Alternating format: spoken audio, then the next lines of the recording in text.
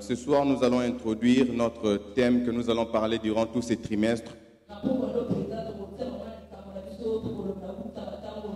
J'ai dit merci à Dieu pour son amour, pour sa grâce sur ma vie. Parce que c'est grâce à lui que je me tiens devant nous ce soir pour partager la parole.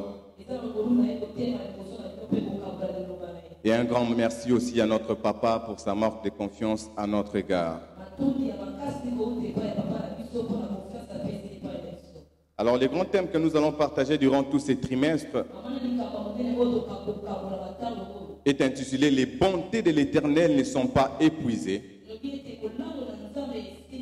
et ses compassions ne sont pas à leur terme. » Les bontés de l'Éternel ne sont pas épuisées et ses compassions ne sont pas à leur terme. Est-ce que ce soir tu peux regarder ton voisin de gauche et de droite et lui dire les bontés de l'Éternel ne sont pas épuisées? Dis-lui, je ne sais pas ce que tu traverses, mais je t'informe que les bontés de l'Éternel ne sont pas épuisées. Dis-lui, je ne sais pas ce qui se passe actuellement dans ta vie, mais les bontés de l'Éternel ne sont pas épuisées. Les bontés de l'Éternel ne sont pas épuisées. Rapidement, ouvrons nos Bibles dans Lamentation. Lamentation de Jérémie. À partir du 19e verset. Lamentation 3, 19 à 26. Lamentation 3, 19 à 26. J'ai lu au nom de Jésus. Quand je pense à ma détresse et à ma misère, à l'abstinence et au poison, quand mon âme s'en souvient, elle est abattue au-dedans de moi. Voici ce que je veux repasser en mon cœur, ce qui me donnera de l'espérance. Les bontés de l'Éternel ne sont pas épuisées, ses compassions ne sont pas à leur terme. Elles se renouvellent chaque matin. Oh, ta fidélité est grande. L'Éternel est mon partage, dit mon âme. C'est pourquoi je veux espérer en lui. L'Éternel a de la bonté pour qui espère en lui. Pour l'âme qui le cherche, il est bon d'attendre en silence les secours de l'Éternel. Que Dieu bénisse sa parole. Les bontés de l'Éternel ne sont pas épuisées et ses compassions ne sont pas à leur terme. Alors j'ai essayé de voir c'est quoi la bonté. J'ai essayé de chercher une définition liée proprement à ces mots bonté. Et la bonté se définit comme une qualité morale qui porte à faire le bien.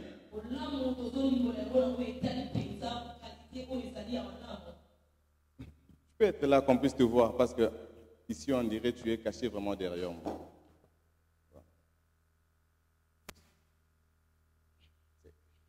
Voilà. Là, maintenant, vous la voyez très bien. Ok. Voilà. La bonté est définie comme étant une qualité morale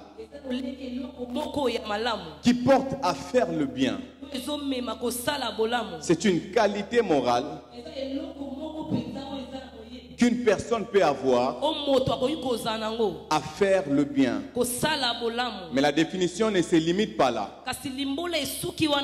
La définition continue et on dit à être bon pour les autres. C'est-à-dire c'est une qualité morale à faire le bien. C'est une qualité morale à faire le bien, mais aussi à être bon pour les autres. On peut être bon sans faire le bien.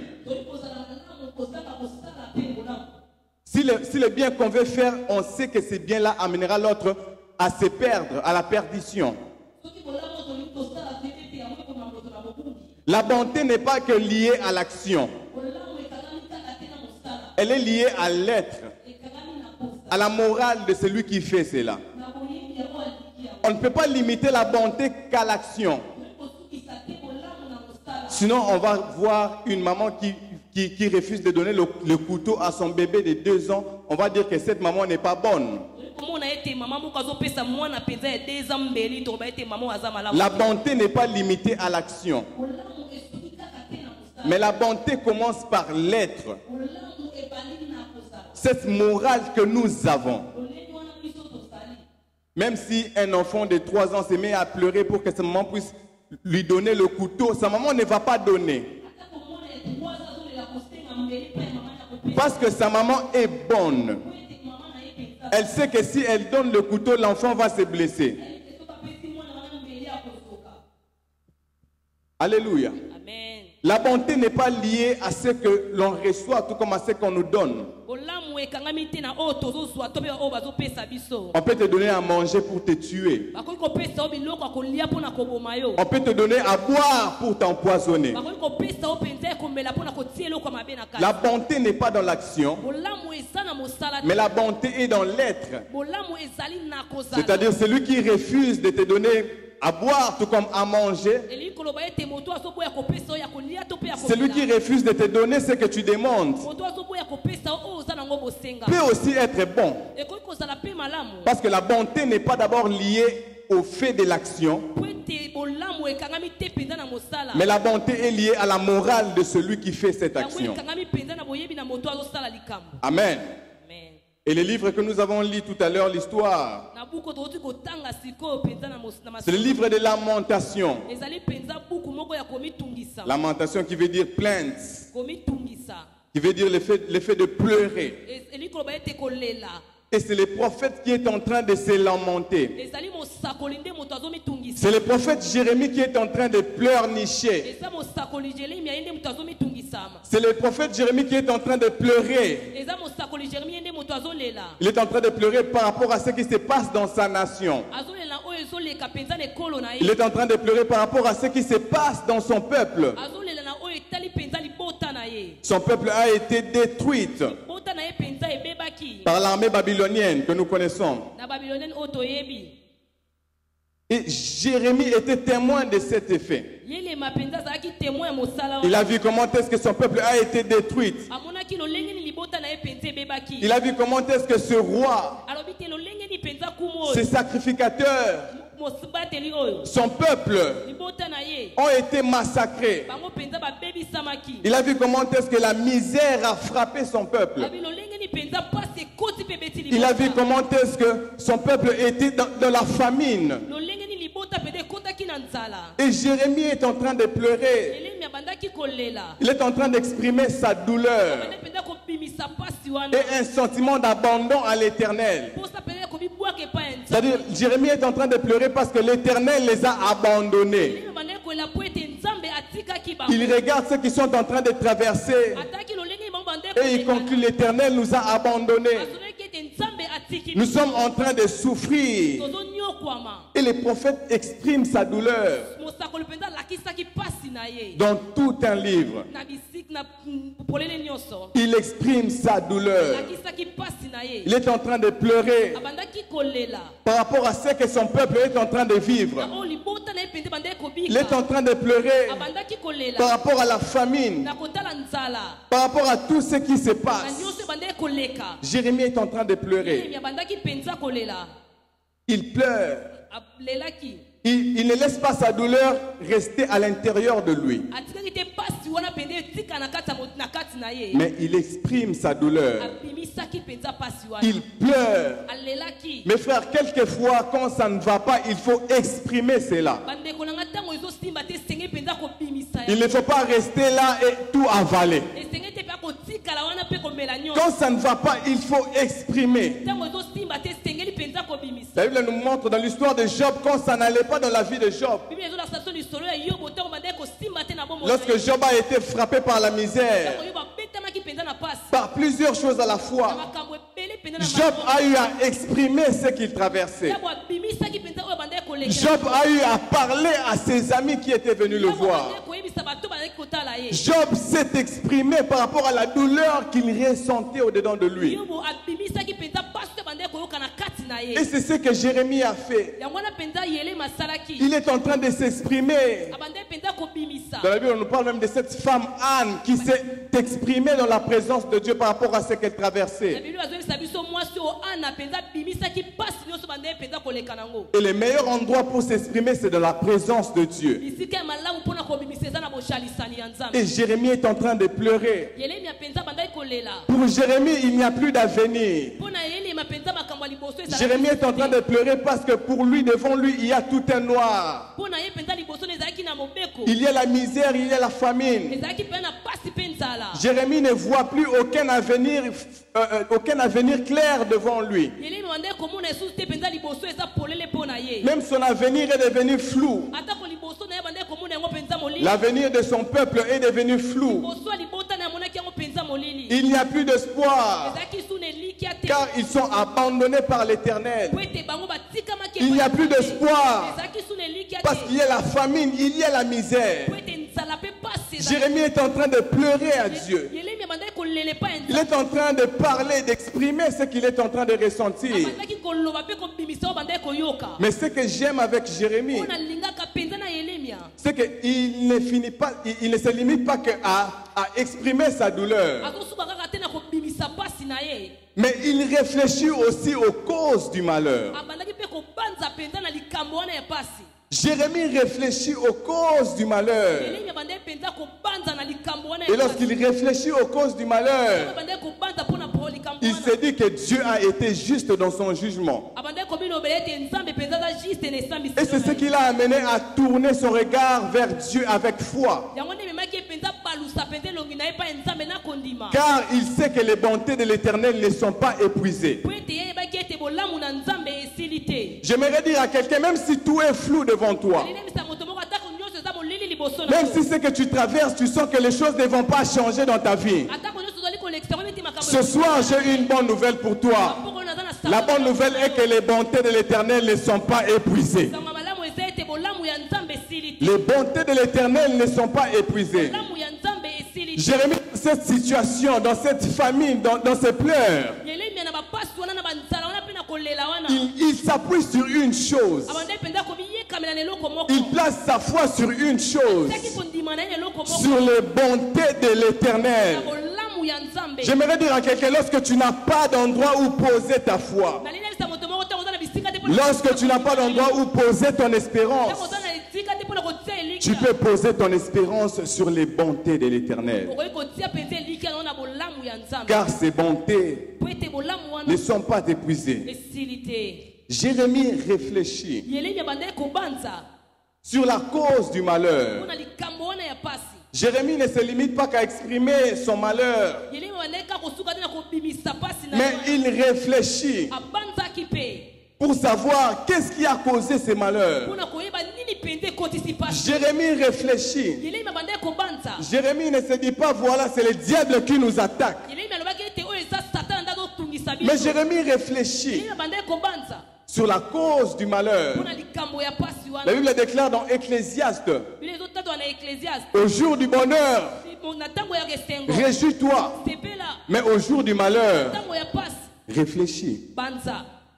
Au jour du bonheur, réjouis-toi, mais au jour du malheur, au jour où tu sentiras que tout ne va pas bien dans ta vie, au jour où tu sens que les choses sont en train de changer, réfléchis. Et c'est ce que Jérémie a fait. Il a réfléchi sur les causes du malheur. Et lorsqu'il a réfléchi sur les causes du malheur, ce que Jérémie retient après sa réflexion, il s'est dit que Dieu a été juste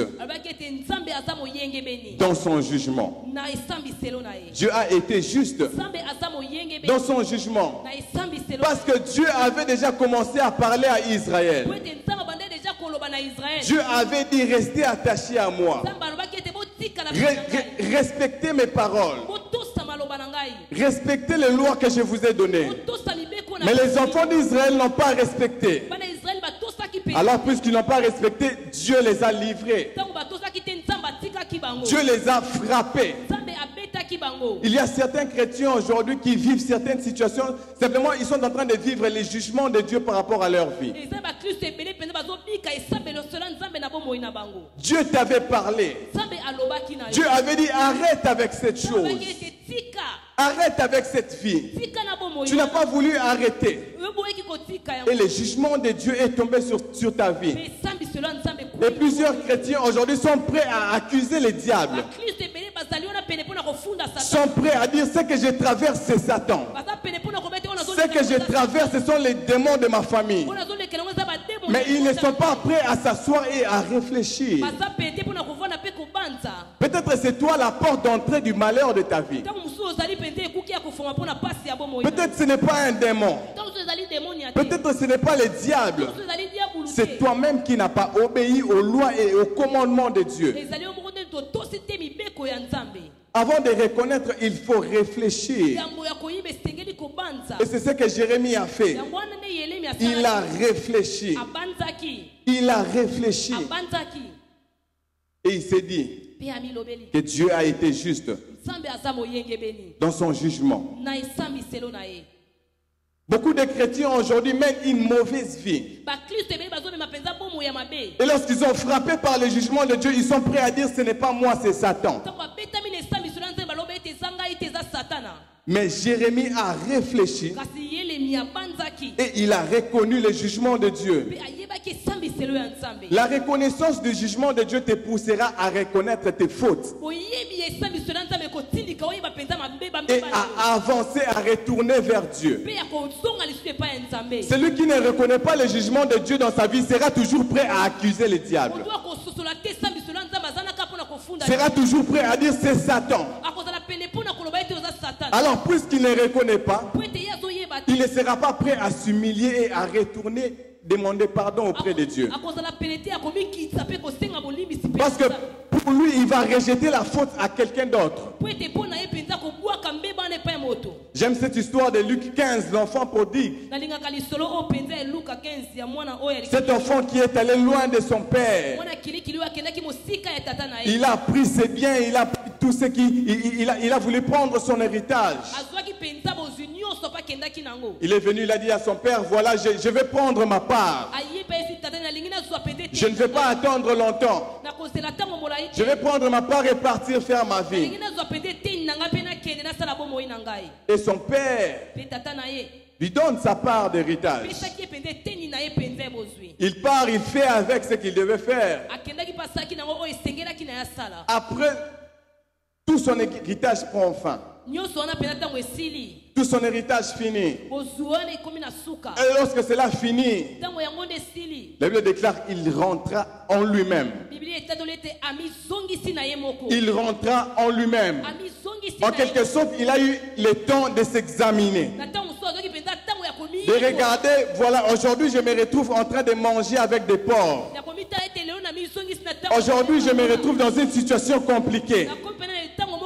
Moi qui étais habitué à vivre dans un palais glorieux. Mais aujourd'hui, je suis avec des porcs.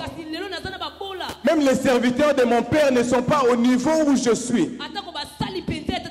Ils sont plus supérieurs que moi.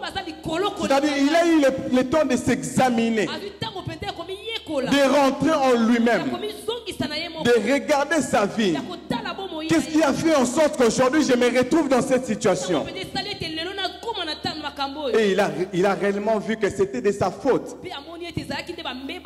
Et il a dit, je retournerai vers mon Père.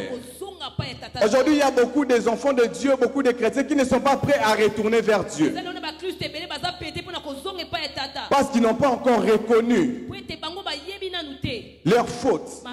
Ils n'ont pas encore reconnu leurs erreurs. Et lorsqu'ils vivent les blocages dans leur vie, lorsque les portes sont fermées, ils sont toujours prêts à dire c'est le diable. À dire voilà c'est mon oncle. C'est les sorciers de la famille. Des fois il faut retourner en soi-même. Tu examines ta vie. Tu regardes, ce n'est pas par exemple, ce n'est pas par hasard moi qui a fait une erreur. Ce n'est pas par hasard moi qui a péché contre l'Éternel. Et c'est ce que le prophète a fait. Il a réfléchi. Et il a vu que Dieu a été juste dans son jugement. Nous devons savoir que certains malheurs que Dieu permettra dans la vie, dans nos vies étant qu'enfants de Dieu, n'est pas seulement pour nous briser, mais aussi certains malheurs Dieu permettra dans nos vies. Il les permettra lorsque nous allons désobéir à sa parole. Il va permettre cela lorsque nous allons désobéir à sa parole. Et nous devons savoir une chose, c'est que lorsque nous lisons la Bible, lorsque nous lisons, nous voyons les bénédictions de la Bible. Nous devons savoir qu'il y a des bénédictions qui sont conditionnées.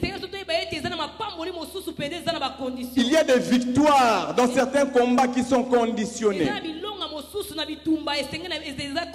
Pour le vivre et pour le toucher, il ne suffit pas seulement de prier, mais il faut obéir à la parole de Dieu.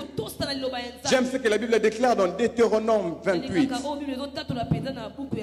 Deutéronome 28 au premier verset, il dit: si tu obéis à la voix de l'Éternel ton Dieu en observant et en mettant en pratique tous ces commandements que je t'ai prescrits aujourd'hui, si tu obéis à la voix de l'Éternel en observant, mais en mettant en pratique, c'est-à-dire tu obéis, tu observes et tu mets en pratique les commandements qui sont donnés. Et j'aime la suite qu'il dit dans le verset 7. Il dit: l'Éternel te donnera la victoire sur tes ennemis. C'est-à-dire, pour vivre certaines victoires sur les ennemis, il ne suffit pas de prier. Il ne suffit pas de crier à Dieu. Il faut obéir à la voix de Dieu. Il faut observer sa parole et la mettre en pratique dans la vie de tous les jours. C'est ainsi que vous remarquerez avec moi que toutes les personnes qui ne vivent pas les victoires dans leur vie, des fois le problème n'est pas le diable. Des fois le problème n'est pas les démons ou Dieu. Mais le problème c'est, est-ce qu'ils obéissent à la parole de Dieu? Est-ce qu'ils mettent en pratique ce que la Bible déclare? Aujourd'hui, tout le monde veut vivre des victoires. Lorsque nous allons dans les églises, on va parler des victoires. On va parler des combats. Nous voulons vivre la victoire sur les finances. Nous voulons vivre la victoire sur le chômage. Nous voulons vivre la victoire dans nos familles de tous les jours, dans nos études. Dans notre vie, nous voulons voir notre vie prospérer. Mais est-ce que nous écoutons la voix de Dieu? Est-ce que nous obéissons à cette voix? Est-ce que nous obéissons à la parole? Est-ce que nous mettons en pratique cette parole? La clé de certaines victoires n'est pas seulement la prière. Il y a certaines victoires qui viendront vers toi simplement lorsque tu vas mettre en pratique, lorsque tu vas obéir à la parole de Dieu. Si certaines victoires étaient attachées à la prière, je vous assure, on allait voir plusieurs vies prospérer. Si certaines victoires étaient attachées simplement à la prière, on allait voir les gens prospérer comme jamais. Parce que des gens qui prient, il y en a tellement beaucoup. Mais des gens qui obéissent et qui pratiquent, il y en a peu. Voilà pourquoi ce soir, je t'exhorte à mettre en pratique la parole de Dieu, à obéir à la parole de Dieu, à obéir à la parole de Dieu. Aujourd'hui, il y a plusieurs chrétiens qui viennent à l'église, qui prient, mais qui ne mettent pas en pratique la parole de Dieu, qui se disent chrétiens, chrétiennes. Mais quel genre de vie tu mènes après le culte? Qui se disent enfants de Dieu, mais quel genre de vie tu mènes? Des fois le problème n'est pas Dieu, Le problème n'est pas le diable, mais le problème c'est nous, étant qu'enfants de Dieu. Les problèmes, c'est nous. Et vous allez remarquer avec moi que dans le parcours des enfants d'Israël, lorsqu'ils sont sortis d'Égypte, à chaque fois qu'ils désobéissaient à la voix de Dieu, à chaque fois qu'ils ne mettaient pas en pratique la parole de Dieu, ils n'avaient pas la victoire dans leur vie. Car la force d'Israël était dans l'alliance qu'ils avaient fait avec Dieu, dans la présence de Dieu qui marchait avec eux par l'arche, mais aussi par l'obéissance qu'ils avaient à la parole de Dieu. C'est ce qui faisait la force des enfants d'Israël. Si tu veux avoir une vie chrétienne victorieuse, une vie chrétienne qui impacte les vies, respecte ton alliance avec Dieu, recherche toujours la présence de Dieu et mets en pratique sa parole. Tu vivras une vie chrétienne victorieuse, je t'assure. Et les prophètes continuent dans ces moments de pleurs. Il est en train de pleurer par rapport à la situation de son peuple. Il dit, quand je pense à ma détresse et à ma misère, à l'absinthe et au poison, quand mon âme s'en souvient, elle est abattue au-dedans de moi. Quand je pense à ma misère, quand je pense à ce que nous traversons actuellement, quand je pense à la situation de ma famille, quand je pense à la situation de ma vie, mes frères et sœurs, aussi longtemps que tu mettras tes regards, aussi longtemps que tu mettras tes yeux vers ce que tu traverses, ton âme sera abattue. Ton âme sera abattue. Aussi longtemps que tu regarderas ta situation que tu traverses, ton âme sera abattue. Aussi longtemps que tu regarderas ce que tu manques, aussi longtemps que tu regarderas la souffrance de ta vie, ton âme sera abattue. Et c'est ce qui se passe avec le prophète.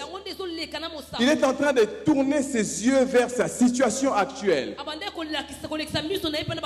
vers ce qu'ils sont en train de traverser actuellement. Et il dit, quand j'en pense, mon âme est abattue. Mon âme est abattue. Mon âme est abattue. Ce soir, j'aimerais dire à quelqu'un, ne tourne pas tes yeux vers ta situation,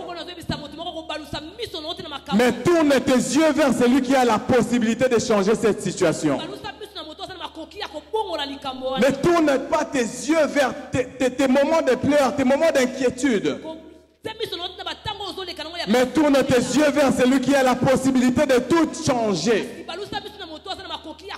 Tourne tes yeux vers celui qui a la possibilité de tout changer. J'aime ce que David dit dans le psaume. David dit, je lève mes yeux vers les montagnes. C'est-à-dire, David était en train de chercher un secours. Mais le secours que David cherchait est dans la mauvaise adresse. Mais pourquoi est-ce que David tourne ses yeux vers les montagnes? Parce que David se disait, sûrement il y aura quelqu'un qui passera par la montagne. Sûrement qu'il y aura quelqu'un qui viendra par la montagne, que je verrai même de loin et je ferai appel à lui. Et il dit, je lève mes yeux vers les montagnes. Et il dit, d'où me viendra le secours? Il est en train de chercher le secours, mais à la mauvaise adresse. J'aimerais dire à quelqu'un, le secours ne se trouve pas auprès des hommes. Ton secours ne se trouve pas auprès de ton père. Ton secours ne se trouve pas auprès de ton oncle. Ton secours ne se trouve pas auprès de tes amis. Mais ton secours viendra auprès de l'Éternel qui a fait les cieux et la terre. Et c'est ce que David conclut. Il dit, je lève mes yeux vers les montagnes. D'où me viendra le secours? Le secours me viendra de l'Éternel qui a fait les cieux et la terre. Et c'est l'erreur que plusieurs chrétiens font. Voilà pourquoi plusieurs chrétiens aujourd'hui souffrent de la gastrite, de l'estomac, parce qu'ils sont là à fixer les yeux sur leurs problèmes. Ils sont là à fixer les yeux sur ceux qui sont en train de traverser comme le prophète. Ils sont en train de penser à leurs problèmes. Au lieu de tourner les yeux vers celui qui a la possibilité de tout changer.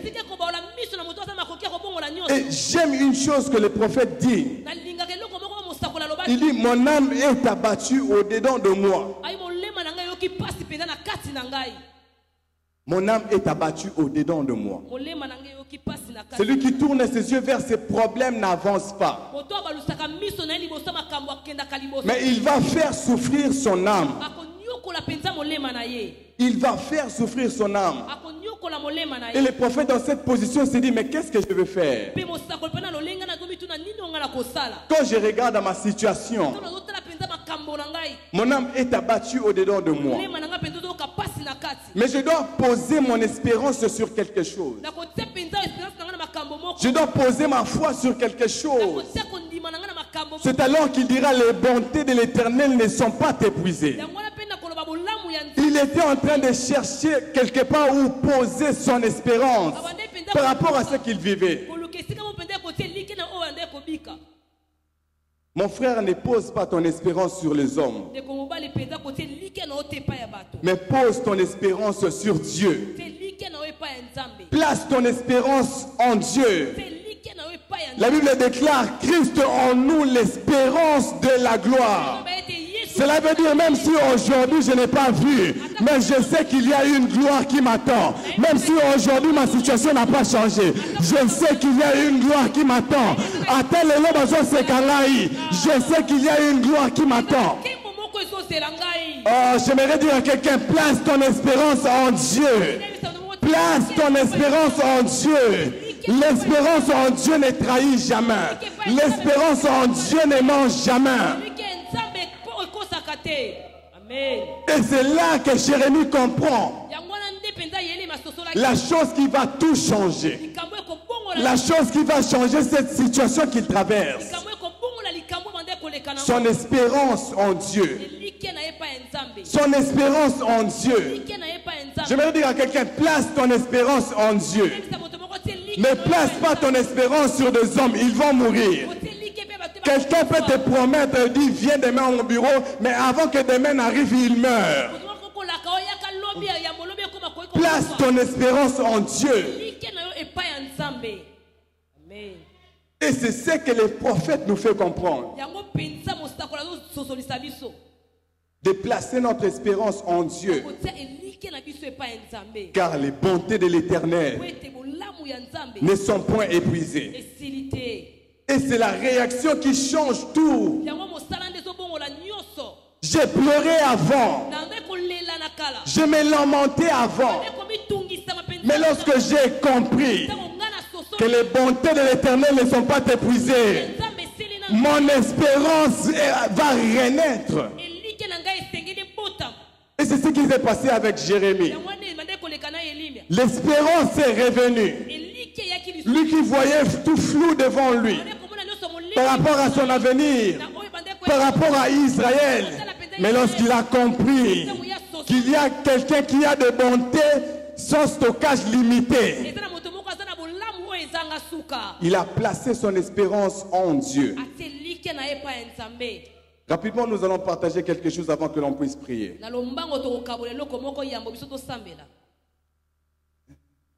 Qu'est-ce que le prophète Jérémie veut nous enseigner par ces textes? C'est vrai, il veut nous enseigner plusieurs choses. Mais la première des choses qu'il veut nous enseigner, c'est sur la justice de Dieu.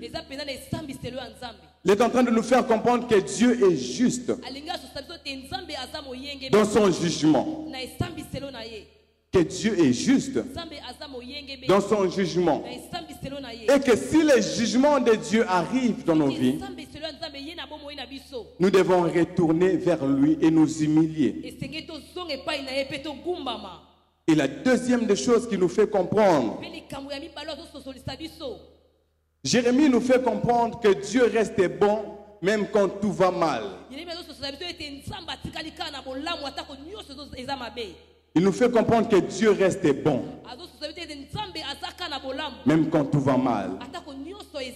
Que les bontés de l'Éternel sont là même quand tout va mal. Vous allez comprendre avec moi que Jérémie est en train de dire que les bontés de l'Éternel ne sont pas épuisées. Mais celui qui dit ça est en train de traverser une situation compliquée. Est en train de pleurer. Est en train de se lamenter. Mais dans ses lamentations, il reconnaît la bonté de Dieu. Apprenons à reconnaître la bonté de Dieu même pendant nos moments de pleurs. Apprenons à reconnaître la bonté de Dieu même quand tout va mal. Je l'ai même dit au début, on peut être bon sans faire le bien. Si on sait que le bien que nous allons faire va amener l'autre à la perdition. Et c'est ce que Jérémie a compris. Que Dieu est bon. Dieu est bon. Et ses bontés ne sont pas épuisées. C'est-à-dire, même si je n'ai pas encore touché ma bénédiction, mais je sais une chose, que Dieu reste bon. Même si je n'ai pas encore touché ce qu'il m'avait promis, je sais une chose, que Dieu reste bon. Les bontés de l'Éternel ne dépendent pas des moments de nos joies ou de pleurs. Il reste bon car la bonté est attachée à sa nature. Je l'ai dit au début, une maman ne peut pas donner un couteau à son enfant de 3 mois, de 3 ans. Même si l'enfant pleure, la maman ne va jamais donner. Parce que maman sait, si elle donne, l'enfant va se blesser. C'est pareil avec plusieurs chrétiens. Dieu ne te donne pas parce qu'il ne t'aime pas. Non, c'est pas ça. Dieu ne te donne pas simplement parce que tu n'es pas encore prêt à recevoir cette bénédiction. Dieu ne te donne pas parce que peut-être tu n'as pas encore grandi spirituellement. Dieu ne te le donne pas parce qu'il n'a pas encore senti c'est le temps et les besoins immédiats pour toi. Mais dans toutes choses, Dieu reste bon.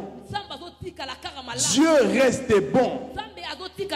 Et c'est ce que Jérémie nous fait comprendre. Je suis en train de pleurer, mais je sais une chose, les bontés de l'Éternel ne sont pas épuisées. Je n'ai pas encore fini de me lamenter, mais je sais une chose, les bontés de l'Éternel ne sont pas épuisées. Et une chose encore qui veut nous faire comprendre. Je pense que c'est par ici qu'on va s'arrêter et prier. Il veut nous faire comprendre que les situations difficiles ne changeront pas la bonté de Dieu pour nos vies. Les situations difficiles que nous traversons ne peuvent pas changer les bontés de Dieu pour nos vies.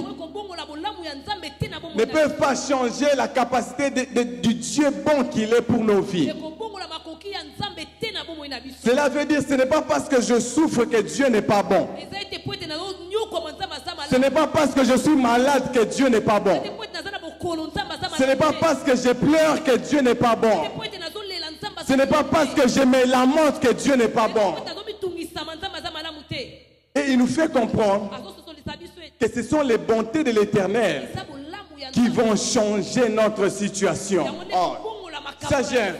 Tes moments de pleurs ne vont pas changer ta situation. Mais ce sont les bontés de l'Éternel qui vont changer ta situation.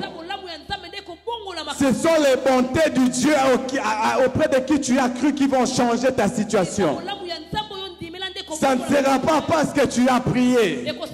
Ça ne sera peut-être pas parce que tu as pleuré. Ça sera parce qu'il est bon dans sa nature. Voilà pourquoi il va changer ta situation. Ce soir, j'aimerais dire à quelqu'un, sois prêt car le Dieu de bonté veut te faire du bien. Oui, sois prêt car le Dieu de bonté veut visiter ta vie.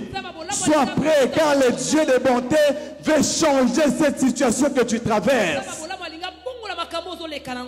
Vous savez, des fois, le Dieu de bonté, lorsqu'il veut manifester sa bonté, il te laisse d'abord passer par des moments de pleurs, par des moments de souffrance, par des moments de lamentation. J'aimerais dire à quelqu'un, respecte le processus car bientôt tu vas vivre la manifestation de la bonté de l'Éternel.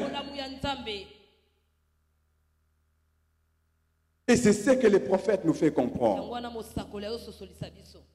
Et j'aime ces versets, c'est par ici qu'on va finir. Il dit au verset 24, l'Éternel est mon partage, dit mon âme. C'est pourquoi je vais espérer en lui. L'Éternel est mon partage, dit mon âme. Voilà pourquoi je veux, moi, je prends cet engagement. Je veux espérer en lui. N'attache pas ton cœur au bien matériel. Job avait tout perdu. N'espère pas aux hommes.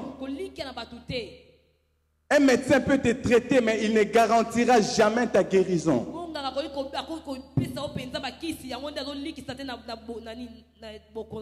Les hommes peuvent t'aider, mais ils ne feront rien à 100% pour toi. Mais attache ton cœur à Dieu et espère en lui. Que Dieu bénisse sa parole. Lèvons-nous, nous allons prier.